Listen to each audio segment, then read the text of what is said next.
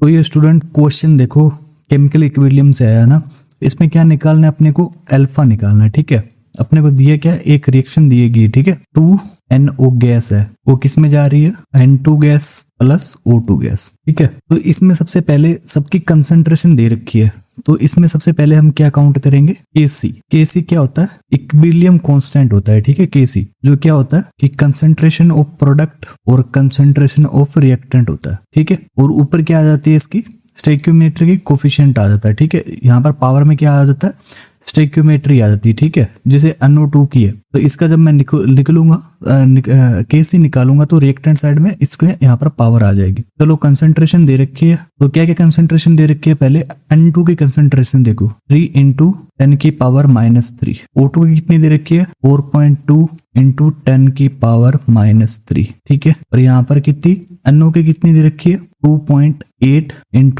10⁻³ ठीक है, इसकी क्या हो जाएगी स्क्वायर हो जाएगी, क्योंकि जहां पे जितनी भी स्टोइकियोमेट्रिक कोफिशिएंट दी गई होती है तो वहां वो पावर में चले जाता है। ठीक है, Kc, तो Kc का फिजिकल मीनिंग क्या है, Kc का फिजिकल मीनिंग है जब भी अभी Kc, ठीक है, Kc दिया गया हो, ठीक है, तो Kc यदि जिसका ज्यादा होगा तो उसमें क्या होंगे प्रोडक्ट ज्यादा होंगे, और Kc जिसका कम होगा तो उसमें क्या होंगे रिएक्टेंट ज्यादा होंगे, ये बताता है। ठीक है, कोई ऊपर प्रोडक्ट है नीचे रिएक्टेंट होता है। ठीक है, तो ये इन दोनों का रेशियो होता है, तो इसको सोल्व करते हैं तो Kc की वैल्यू कितनी आएगी मेरे पास, इसकी आएगी मेरी 1.6 के आसपास वैल्यू आ जाएगी मेरी Kc की। ठीक है, तो अब क्या निकालना है मेरे को, अल्फा निकालना है। ठीक है, तो सेकंड केस में क्या देखा कि 0.1 मोल NO gas is taken close with what will be degree of dissociation. ठीक है, तो डिग्री ऑफ डिसोसिएशन निकालना अल्फा, तो यहाँ पर सेकंड केस में क्या होगा कि 0.1 मोलर पर लीटर दे रखा है NO2। ठीक है, तो अब इसका अल्फा निकालना है, तो हम कैसे निकालेंगे, बड़ा सिंपल, देखो यहाँ पर क्या लगेगा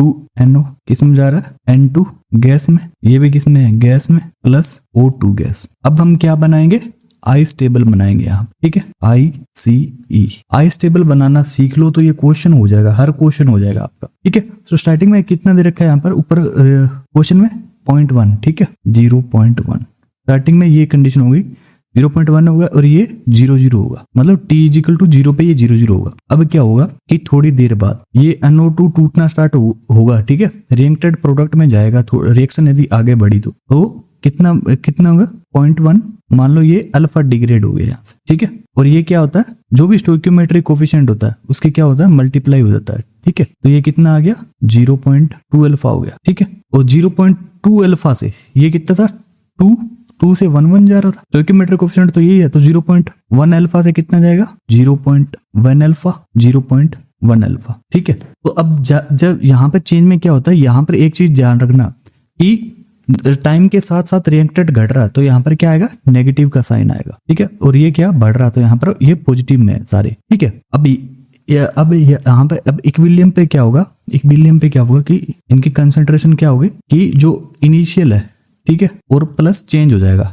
ठीक है, देखो 0.1 प्लस माइनस का 0.2 अल्फा, माइनस क्यों, क्योंकि रिएक्टेंट धीरे धीरे टाइम के साथ घट रहा है। ठीक है, यहाँ पर क्या होगा 0 प्लस 0.1 अल्फा, यहाँ पे क्या होगा वही 0 प्लस 0.1 अल्फा। तो अब क्या होगा, ये कितना आ गया 0.1 प्लस माइनस 0.2 अल्फा, ये हो गया। ठीक है, और ये 0.1 अल्फा और 0.1 अल्फा। ठीक है, अब क्या करूंगा मैं 0.1 को यदि मैं बाहर लेके चला जाऊं तो यहाँ पर कितना बच गया 1 - 2 अल्फा। ठीक है, और ये 0.1 अल्फा और 0.1 अल्फा। ठीक है, ये अपना क्या है इक्विलिब्रियम पर। अब इक्विलिब्रियम पर यहाँ पर यदि मैं Kc की वैल्यू निकालना चाहूँ, ठीक है, तो Kc होता है concentration of reactant, concentration of product, और यहाँ पर इसका स्टोइकियोमेट्रिक कोफिशिएंट आ जाएगा रिएक्टेंट और प्रोडक्ट दोनों का। तो इस रिएक्शन में पर्टिकुलर में कितना अपना 2NO है तो 2 आ जाएगा, तो यहाँ से निकालो इक्विलिब्रियम पे, यहाँ पे इसके किसकी कितनी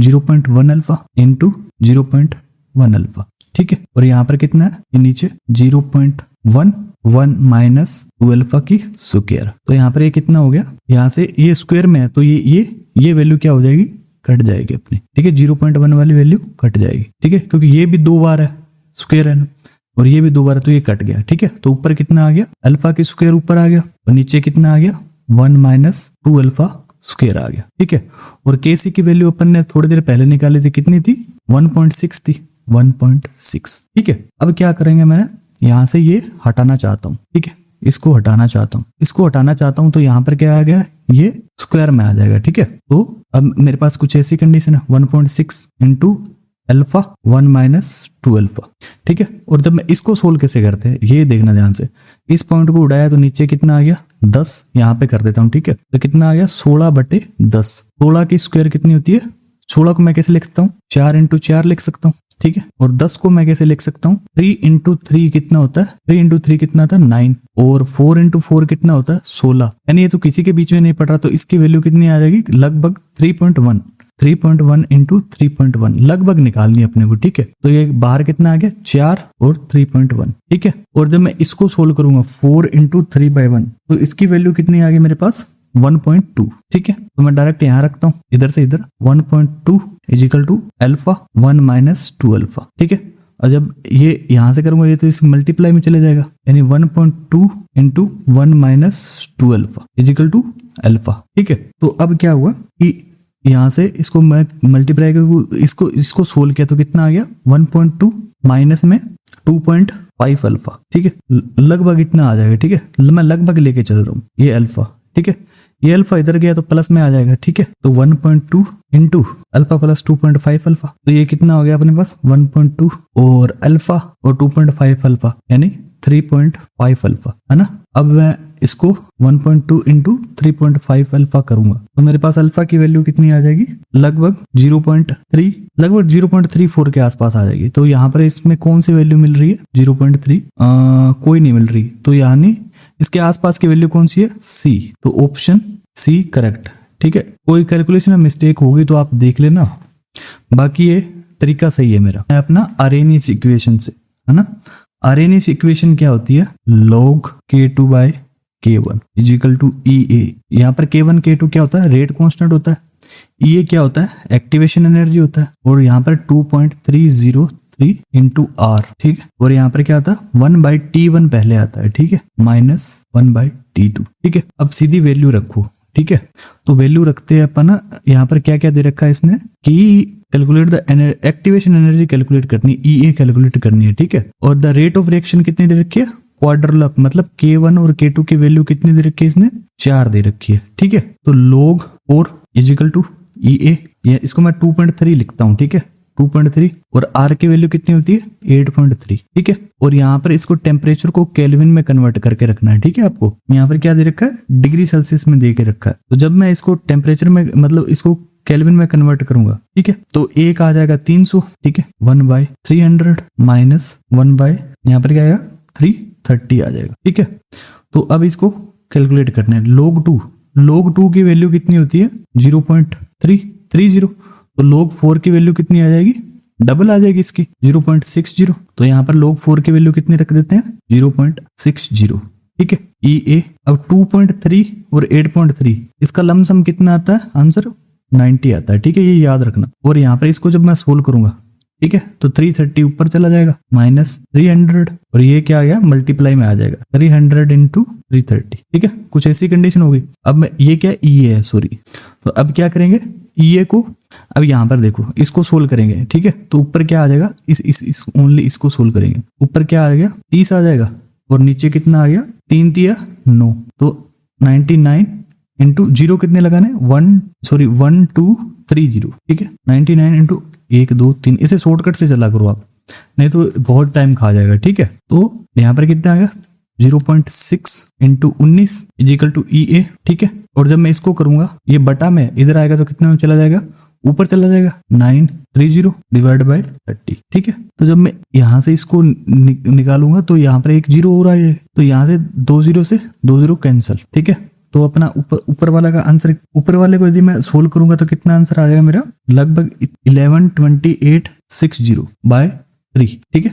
ये अपनी वैल्यू आ गई EA की। और जब मैं इसको सोल्व करूंगा तो मेरे पास EA की वैल्यू कितनी आ जाएगी, EA की वैल्यू आ जाएगी मेरे पास 37620। ये किस में आ गया मेरे पास जूल में आ गया, ठीक है, जूल पर मोल में आ गया। और ऊपर किस में आंसर दे रखा है किलो जूल में, मतलब इसको किससे 1000 से भाग देना पड़ेगा मेरे को, यानी यहाँ पर 3 0, तो आंसर कितना आ गया 37620 किलो जूल पर मोल। ठीक है, आरएनए से एक क्वेश्चन इस बार जरूर आएगा। तो आंसर क्या आ गया, ऑप्शन 4 करेक्ट आ गया अपना। ठीक है, आओ नेक्स्ट क्वेश्चन सोल्व करते हैं। तो यहाँ पर क्या लिखा है कि भाई जो मोहर साल्ट होता है, ठीक है, मोहर साल्ट क्या होता है, मोहर साल्ट क्या होता है, मोहर सोल्ट। ठीक है, ये क्या होता है, फेरस अमोनिया सल्फेट होता है। ठीक है, फेरस अमोनिया सल्फेट। ठीक है, फेरस मतलब Fe यहाँ पर कौन से स्टेट में होगा, +2 में होगा। तो इसका ये किस तरह से दिखता है, ये NH42FeSO42.6H2। ठीक है, इसको बनाते कैसे हैं, मान लो मेरे को फेरस अमोनिया सल्फेट बनाना है। ठीक है, ये क्या मेरे पास बीकर है, तो इसके अंदर मैं क्या क्या डालूंगा, इसके अंदर डालूंगा मैं तो एक तो FeSO4 डालूंगा। ठीक है, FeSO4 डालूंगा, और ये क्या होता है, हाइड्रेटेड फॉर्म में लिया जाता है। ठीक है, और मैं क्या डालूंगा, और इसके अंदर मैं क्या डालूंगा, NH4 अमोनियम सल्फेट डालूंगा। ठीक है, और मैं क्या डालूंगा, इसके अंदर डाइल्यूट H2SO4 डालूंगा। डाइल्यूट, ये H2SO4 होता है, ये किस फॉर्म में होता है, डाइल्यूट फॉर्म में होता है। ठीक है, तो इससे अपना क्या बन जाएगा, मोहर सोल्ट बन जाएगा। यहाँ पर मोहर सोल्ट, मोहर सोल्ट बनाने के लिए 3 चीजों की जरूरत होती है, एक तो FeSO4 7H2, एक अमोनियम सल्फेट और एक डाइल्यूट H2SO4। तो इसने पूछा है कि डाइल्यूट H2SO4 क्यों डालेंगे। ठीक है, डाइल्यूट H2SO4, तो इसका क्या काम होता है, इसका 2 काम होता है। ठीक है, एक तो ये Fe को ना, Fe+2 को किस में नहीं जाने देता, Fe+3 में नहीं जाने देता, यानी एक तो ये ऑक्सीडेशन को रोकता है। ठीक है, और दूसरा क्या काम करता है ये कि ये Fe+2, ठीक है, तो इसमें क्या होता है, हाइड्रेट पानी भी होता है, तो H2O के साथ रिएक्ट करके क्या बना लेगा, ये FeOH2 बना लेगा। तो ये भी नहीं बनने देता, तो ये 2 काम करता है। ठीक है, एक तो इसका फेरस का ऑक्सीडेशन नहीं होने देता, और एक FeOH2 बनने से रोकता है। तो इसके अंदर हम किसका यूज करते हैं, डाइल्यूट सल्फ्यूरिक एसिड, यानी ऑप्शन 3 इज करेक्ट।